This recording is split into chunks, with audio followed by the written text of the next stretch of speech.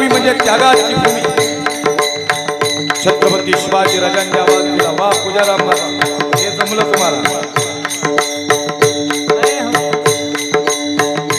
राजे सांगतात, तानाजी येशील का? ताना म्हणतो, राजा नक्कीच. यसाजी कंक, तानाजी मालुसरे, हंबीराव होते की माणसं राजांनी बोलवली. मदारी मेहतर, ए मदारी क्या तुम आओगे? मदारी म्हणतो, राजे मैं मुस्लिम हूं और आप हिंदू हो, चालेल का मदारी? मदारी चालेल, पण राजे मैं मुस्लिम हूं और आप हिंदू हो. मदारी, माणूस त्याच्या जातीवरून नाही श्रेष्ठ ठरत, माणूस त्याच्या कर्तृत्वावरून श्रेष्ठ ठरतो. तुझं कर्तृत्व लय भारी. आणि मग मदारी मेहतर आला. थोड्या वेळाने मी होता आणि मग खऱ्या अर्थानं महाराष्ट्र एकवटला. छत्रपती शिवाजी राजांनी महाराष्ट्रात एक वेगळं ऐश्वर्य निर्माण केलं.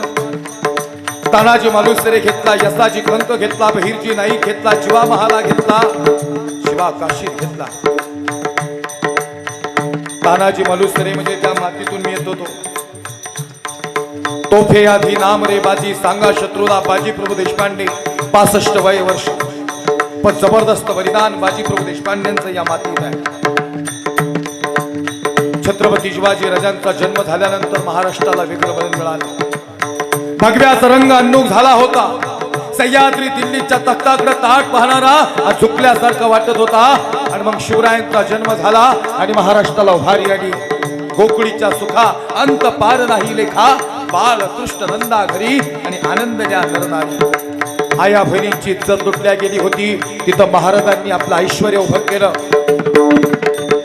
आणि जनमानसांच्या डोक्यावर छत्र ठेवण्याचं काम आता शिवबाराजे करतायत. महाराष्ट्राचं वलय वेगळं निर्माण झालं. आदिलशाही, निजामशाही, कुतुबशाही, डच, फ्रेंच, मुघल यांनी महाराष्ट्राचं ऐश्वर्य संपवलं होतं. आणि मग एक एक मावळा या मातीत जन्माला आला. तानाजी मालुसरे लेकराचं लग्न सोडवून कोंढाण्याला निघाले. आज मी तो कोंढाणा तसाच आहे. लोक म्हणतात, महाराज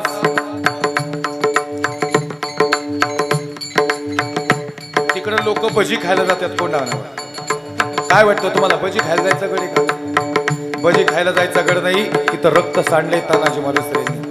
राजा, अरे होईल की माझ्या रायबाचं लग्न, राजा राजा होईल की माझ्या रायबाचं लग्न, राजा पण ऐका ना राजा, आधी लगीन कोंढाण्याचं आणि मग माझ्या रायबाचं. आधी कोंढाण्याचं लगीन लावू आणि मग रायबाच्या लग्नाचं बघू. जोपर्यंत गवताची गंज पेटत नाही, जोपर्यंत कोंढाण्यावर भगवा फडकत नाही आणि जोपर्यंत तान्हाजी उदय भानाला उभा फाडत नाही, तोपर्यंत प्राण सोडणार नाही तान्हाजी. प्राण जाय प्रवचन न जाय. तानाजी मालुसरेंनी शब्द दिला. राजे सांगतात, ए उदय भानानं राखलाय गड, लई कडवार. एका वरात 10 जण खलास करतो. एक वार केला की समशेरी तोडतो, एक वार केला की ढाल तोडतो. असल राजे खतरनाक उदय भान. एका वारात 10 जण खलास करत असेल, पण तानाजी बी महाराष्ट्रातल्या मातीचा आहे. त्या इडा जातो हा तान्हा आणि घेतो तो मोठा. तानाजी मालुसरेंना राजेंनी इडा दिला नाही, पण तरी तानाजी मालुसरे सांगतात, राजा तुम्हाला इडा द्यावा लागेल. आणि मग खऱ्या अर्थानं आता मात्र तानाजी मालुसरे गुढघ्यावर बसते.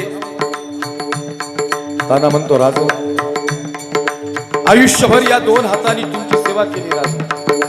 आजपर्यंत काहीच नाही मागितलं. शेवटची 5 ते 7 मिनिटं सेवेला राहिली. सोबत चला सज्जनाव. राजे म्हणतात, ताना गुढघ्यावर बसते तानाजी मालुसरे. राजे म्हणतात, तान्हा असा नरवीर शूरवीर मावळा गुडघ्यावर बसल्याला चांगला नाही दिसत. पांढरी ताना म्हणतो, राजे आयुष्यभर काहीच नाही मागितलं. या 2 हातांनी लई सेवा केली. ज्या ज्या युद्धात गेलो ते सगळी युद्ध जिंकली आपण राजे. आजपर्यंत काहीच नाही मागितलं, पण आज मागणार आहे, देणार का राजा? राजे म्हणतात, तानाजी दे, हातला प्राण जरी मागितला तरी देईल. ताना म्हणतो, राज तुम्ही किती वेळा म्हणले हे वतन ही जागीर देऊ का, पण तरी नाही घेतली. थोडा म्युझिकचा आज कमी मला. तानाजी मालुसरे सांगतात, राज सांगा ना राजा, देणार नव. राजे म्हणतात, ताना रायबाचं लग्न आहे, लग्नाचा विचार कर. राजा होईल की रायबाचं लग्न, आधी कोंढाण्याचं लगीन लावायचे. रायबाच्या लग्नाचं बघू राज, काय तत्वनिष्ठ भाव, निष्ठावंत भाव, भक्ताचा स्वधर्म निर्धार, हे वर्म चुकू नये. काय मागितलं माहिती का राज, तुमच्या देहातला प्राण तुम्ही देणारच राज, पण तुमच्या देहातला प्राण नको. कोंढाण्याची मोहीम माझ्या पदरात टाका, जातो हा तान्हा आणि घेतो तो कोंढाणा राज. थोडा म्युझिकला आवाज द्या, मला इफेक्ट ठेवा, मॉनिटरला ठेवा. तान्हा म्हणतो, राजे निगडा ठेवला लगेच बरं का. आता आज बी तानाजी मालुसरे जिवंत आहेत, पण आता काय झाले, ताना म्हणतोय मस्त रायबाचं लग्न, रायबाचं लग्न, रायबाचं लग्न. पण रायबा 35 वर्षाचा झाला तरी लग्न ठरलं.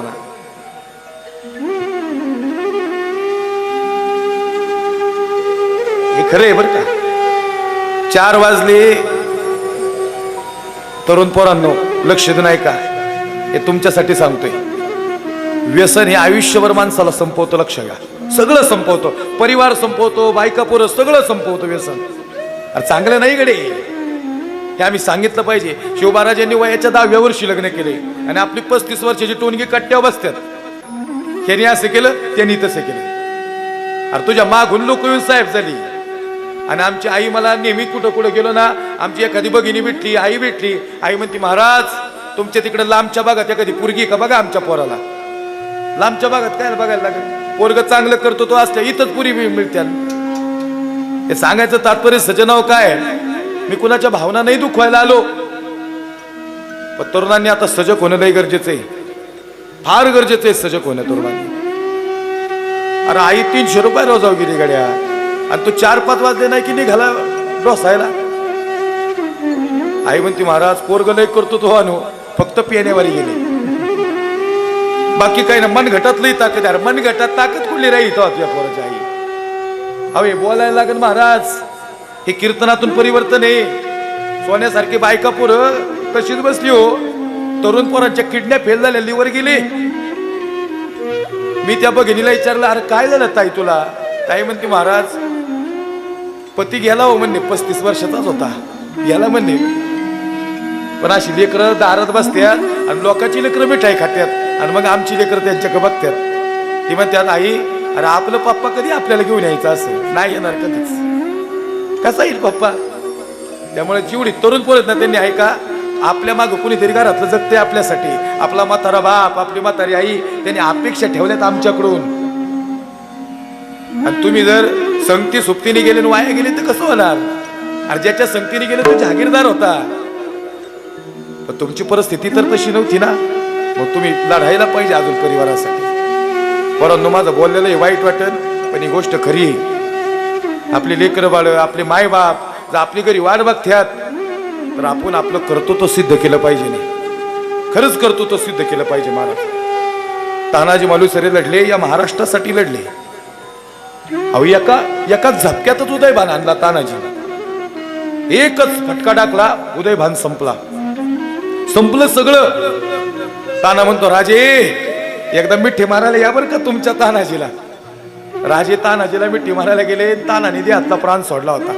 गड आला, सिंह मात्र गेला. या मातीतला सिंह गेला होता, पण कोंढाण्यावर भगवा फडकवला होता. हे ताकद होती या माणसांची. अहो शंभूराजे आपले राजे, संभाजीराजे पकडले गेले नसते, आपली माणसं फितूर झाली. इतिहास आजपर्यंत जमातीचा. कवी कलश म्हणतो, राजे अरे आपण पकडले गेलो तर राजे, हे कवी अरे कुणाची मजा आलाय. कवी म्हणतो, राजे गणोजीनं फितुरी केली, गणोजी सख्खा मेवना महाराजांचा. अहो आई, या मातीतून शंभूराजांना फरफटत नेलो, काय वाटलं असेल. सगळी कातडी सोडली गेली. कवी म्हणतो, राजे का रडायला येते. राजे म्हणतात, कवी अरे या गडकिल्ल्याला माहितीच नाही रे त्यांचा संभाजी, या पाना फुलांना माहिती नाही त्यांचा शंभूराज आहे. खरं सांगू का महाराज, औरंगजेबाच्या समोर उभं केलं ना, 40 दिवस डोक्यापासून नाकापर्यंत सगळी कातडी सोडली होती, सगळी कातडी सोडली होती, काहीच राहिलं नव्हतं शिल्लक. मला सांगावं आई, स्वयंपाक करताना एवढी जखम झाली की सहन होत नाही. त्याच्यावर जर मीठ पडलं, विळीने कापलं, सुरीने कापलं आणि दुसऱ्या दिवशी मिठाचं पाणी पडलं, जखम सहन होत नाही. पण ऐका सजना हो, 40 दिवस शंभू महाराजांचं, धर्मवीर शंभूराजांचं शरीर डोक्यापासून खापर्यंत फाडलं गेलं. तुमच्यासारखी आई हळदी लावायला पाहिजे होती. या सैतानाने मिठाचं पाणी ओतलं अंगावर. जगदंब जगदंब जगदंब. काही म्हणतो राजे का रडायला येते. राजे सांगतात आबासाहेब आठवतात, महाराणी सईबाई आठवत्यात. माझी आई म्हणती संभाजी, ओ शंभूराजे, दुखायचं नाही दुश्मनांसमोर, पहिला प्राधान्यक्रम धर्माला द्यायचा. आणि खरं सांगू का, माझी आई माझ्या बापाला म्हणायची, हो महाराज साहेब, ज्याचा बाप सिंह असतो ना त्याचं पोरग छावा असतं. छावा आहे आपला संभाजी. चुकणार नाही आयुष्यात कधीच.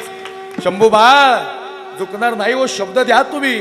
शंभूराजे सांगतात आई साहेब, आम्ही देहातला प्राण जाईल पण मान नाही खाली टाकणार दुश्मनांच्या समोर. आम्ही धर्म सांभाळेल आई. आणि आईने देहातला प्राण सोडला. आता शंभूराजा नाही आठवली. शंभूराजे सांगतात कवी, माझी आई म्हणती माझा छावा नाही झुकणार.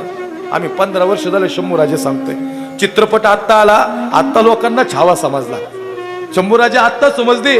15 वर्ष पोट तिडकीनी आम्ही शंभूराजे जगाला सांगतोय. काही म्हणतो राजे, अरे संपलंय सगळं. डोक्यापासून नाकापर्यंत जखमा झाल्या.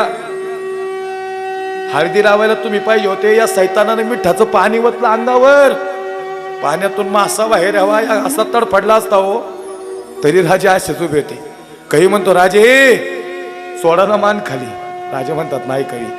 औरंगजेब म्हणतो हमें देखना है कैसे दिखता है संभाजी. 7 साल का था जब देखा था उसको, अब 32 साल का हुआ है. ए निकम्मो, अरे किधर है संभाजी. हुजूर रक्तानी माखलेला वाघ आहे, उसके सामने मत जाओ हुजूर. समोर जरी गेले ना एका झपक्यात उलटा करल. महाराष्ट्रातलं रक्त आहे हुजूर, लई भयानक आहे. आजपर्यंत कुणाच्या हाताला लागला नाही. त्याच्या माणसाने फसवलंय त्याला हुजूर. काय म्हणतात माहिती का शंभूराजे, ए कवी, अरे माझा रडलेला चेहरा बघतो ना, याच्या मागे अश्रू काय आहेत माहिती का. त्या गणोजीला म्हणाव या महाराष्ट्राच्या मातीवर माया कर. सगळीकडे किल्ले दिले असते, फक्त गद्दारी नव्हती केली पाहिजेच तू. औरंगजेबाच्या हातात पकडून दिलं. औरंगजेब म्हणतो आलमगीर, औरंगजेब बादशाह कहेगा क्या आज संभाजी. काही म्हणतो राजे असं म्हणते औरंगजेब. राजे म्हणतात कवी, याला म्हणाव तुझी एक अवलाद आलती तिकडून विजापूरहून, ते अफजल खान. आया था वो अफजल, इस स्वराज्य का सपना पाले इस महाराष्ट्र के माटी में, लेकिन मेरे छत्रपति ने घुसा दिया ये भगवा उसके छाती में. एका झपक्यात महाराजांनी अफजल उडवलेला. तिकडे कीर्तन असते माझा हैदराबादला महाराज, ते एक येडे हैदराबादला. तो म्हणला हम घर घर में अफजल पैदा करेंगे.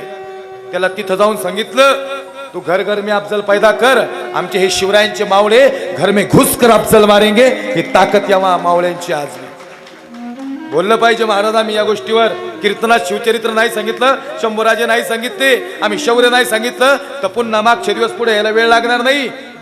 नरढेव तलवारीत बंदुके ठेवतील डोक्या आपल्या, कत्तलखाने उभे राहतील सगळीकडे, हिंदू धर्म धोक्यात येईल. आम्ही बोललं पाहिजे या विषयावर. 100% आम्ही बोललं पाहिजे सज्जनाव. आणि म्हणून आई आता पोरं शौर्यवान बनवा. बाद झालं भोकाडी बाहेर नको जाऊ. कधीपर्यंत असं म्हणणार. मी म्हणत नाही तलवारी घेऊ द्यात, आपली मुलं टाळ घेऊन जरी उभी राहिली तरी ती धर्माच्या कामाला आहेत. लक्ष नाही का, तरी धर्माच्या कामाला आहेत. बनवायला कीर्तनकार मुलं होऊ द्याला, प्रवचन करू द्यात, धाडू द्यात, त्यांनी चाली म्हणू द्यात, पकवाज वाजू द्यात. हे आम्हा करणे काम बीज वाढ व्हावी. शेवटचा एक शब्द बोलतो औरंगजेब म्हणतो आखे निकाल दो इसकी. डोळे काढले, जबान काढतो, सपकनची भेवर वार झाला. जगदंब जगदंब म्हणत होती जीभ.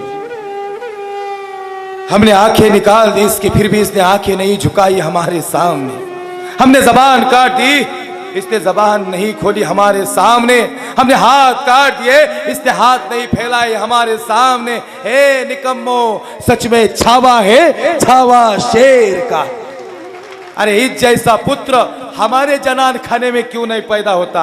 औरंग्या, अरे तुझ्याकडे इनवरी शंभूराजे जन्माला, शंभूराजे जन्माला येतात महाराष्ट्राच्या कुशीत आणि छत्रपती शिवाजी राजांच्या मुशीतच जगी ऐसा बाप व्हावा ज्याचा वंश मुक्तीस जावा. खऱ्या अर्थानं धर्मासाठी कसं जगावं हे शिवबाराजांनी शिकवलं आणि धर्मासाठी कसं मरावं हे छत्रपती धर्मवीर शंभूराजांनी शिकवलं. माणसं गेली पण आज गेल्यानंतर जिवंत राहिली. आणि म्हणून सज्जन हो, जिंदगी मिलना ये भाग्य की बात है. आदरणीय बाबांबद्दल बोलतो, सगळ्यांबद्दल बोलतो. जिंदगी मिलना ये भाग्य की बात है, मृत्यु होना ये समय की बात है. लेकिन मृत्यु के बाद भी लोगों के दिल में जीवित रहना ये किए हुए कर्मों की बात है.